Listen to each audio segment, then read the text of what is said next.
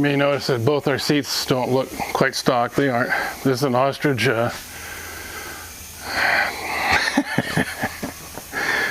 Corbin. This is an ostrich Corbin, and mine's a cowhide.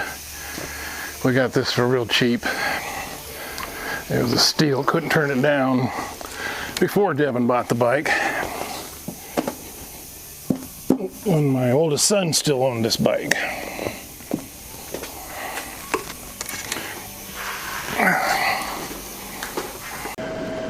All right, that's pretty much the update you need to have. Oh, no, I forgot one, a big one.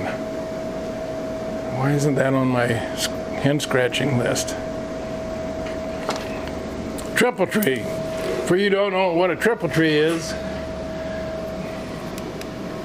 this is the triple tree, or the neck, and this is the triple tree, the forks to run off of. The bearing up here, that the factory installed or was designed by engineers of the company or whatever, came up with a bearing that it's not right. It didn't work right, and because of that, a lot of our bikes, this bike included, had what we call, humorously, we call the death wobble. I don't know of anybody wrecking or crashing because of the death wobble, but it's a noticeable deal. And it's weird. It's sometimes throttle on that it does it, and sometimes it's throttle off and it does it. Sometimes it's high speed, like at 45 mile an hour. Usually around highway speeds, nobody has reported that I know of death wobble. And sometimes it's slow speeds, like 10, 15 mile an hour. So the community, or actually Jamie Jones, actually came up with a bearing that's the correct bearing for up here. The bearing that's in here is a straight cut bearing that cannot take displacing force when you tighten down the nut on here. He came up with a beveled bearing and a beveled race to put in there. And it works great. My death wobble is gone, and I'm tickled to death about it. And a lot of guys, everybody knows about it. It's just one of those things, and hopefully you pay attention to that and probably want to get it fixed. It's not real expensive, and it's a little bit of a challenge to do. It's not real easy to get used to. I won't get into any depth of that, not here, at least not on video. Underneath, we got two drain plugs, this one here and this one here. Both of them will probably strip out, or one of them will for sure.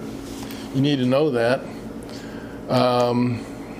Don't get discouraged. We've got fixes for them. There's time or inserts we can put in there and get them fixed right. I'm not sure why. My theory is because these become very, very tight, especially when the bike is more new. Extremely tight. I've seen guys actually strip them off. Oh yeah, you need to know this. Note, this is like a bolt head. So is this one. The factory ones are Allen head. Those will strip. So once you strip it, then you're underneath there with a small pipe wrench trying to turn it out, and good luck with that. I mean, you'll get it, but it's a headache. You need to know that. These are both magnetic ones that I got from NAPA. It's on that crossover list also. If your NAPA got that magnetic drain pan bolt, there is a website that does sell them strictly, but they're expensive there. They're like $30 a pop, whereas Napa sells them for much, much cheaper. Ignition switch. As I scoot over, I'm sorry I sit down a lot, guys. I got back issues, and it's just much more comfortable when I sit down. Some days I get a good day, some days I got bad. It's kind of so-so day. Ignition switch, our gorgeous Art Deco ignition switch.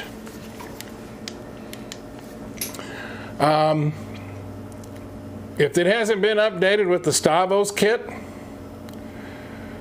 or a foot ski, it's a little known one, but it's out there. It's going to grenade. I promise you, every single bike out there has lost an ignition switch. If they have not, and I'm sure there's lots that have not, it will eventually. It's just going to happen. It's the design of these switches that's just, it's not a good design, and it's built out of pot metal.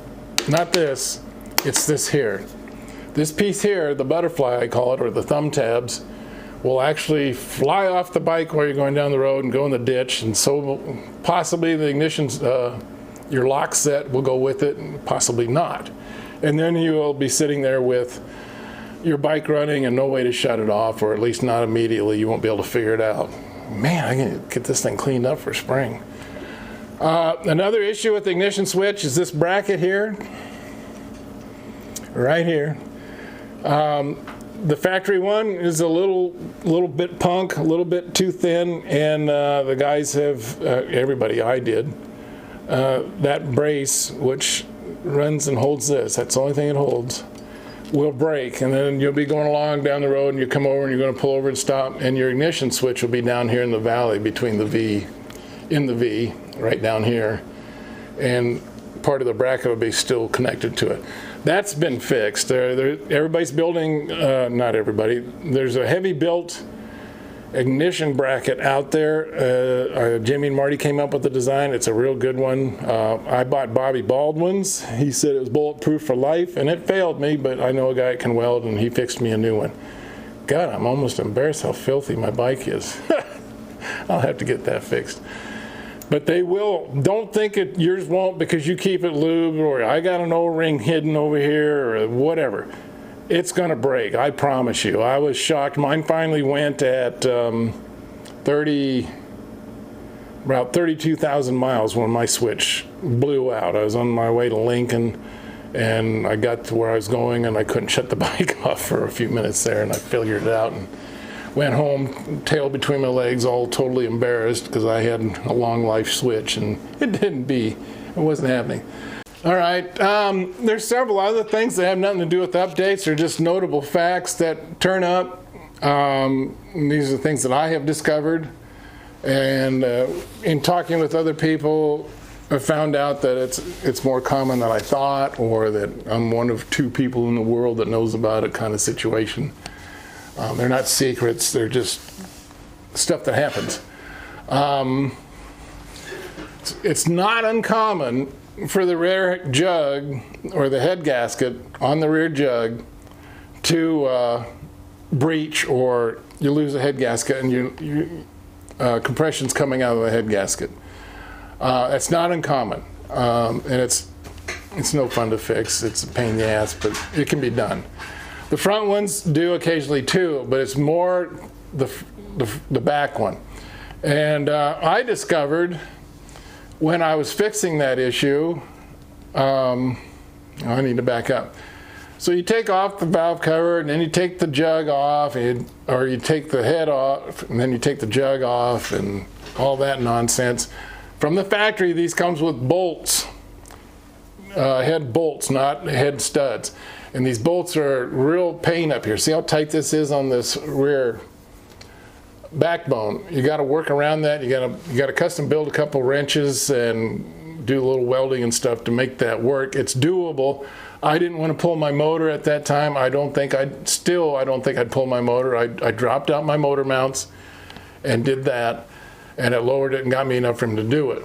But the head bolts are, with this also tight in here, they're a real problem to get out of there. You can do it. It takes a lot of fooling around and messing to get them out of there. The remedy for that is studs. Jamie found ARP, and they made us head bolts or head studs for it. So I got head studs in the back. This head has never been messed with. I should, but bike runs fine, so I'm letting it go. So when I was replacing them, down in the case, you got the holes for those studs, or bolts, whatever, and these threads will come out. These motors are sand casted, so the threads come out, and you got to put inserts in there. I highly recommend Time Cert out of Las Vegas. they're bulletproof. I don't think you could screw them up. They're very simple. They're pricey, but man, they work great. I've done a lot of time certs, and they're nice people, and it's top quality product. It's not like some cheapie out of off a Kmart shelf. So you got to put the time certs in, and when I was putting the time certs in, part of the process is you got to drill these holes out a little deeper for the bolts or studs to go in.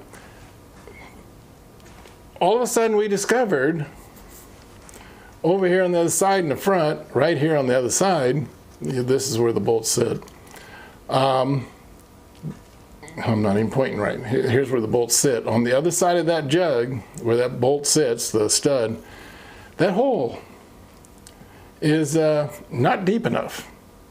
And so on assembly, when the motor was built, the guy was running through with his pneumatic torque wrench or electric torque wrench or hand torque wrench, I don't know what they had, and the bolt bottomed out over there on this side, bottomed out in that hole, and the wrench went click or buzz or vibrated in his hand, whatever happened, and he was happy because he met torque spec. Well, what happens is that's where it leaks, is over there in that far corner. And so the jug was leaking there and the head was leaking over there because that stud never got pulled down far enough to tighten all this up. And that was a unique discovery on my part. I had never heard of that, and then I got talking to Jamie Jones at Atlanta EH. And he says, yeah, there's only 4 or 5 of us that know about that, but yeah, that's very, very common. Most of them, he said, if not all, are real shallow over there.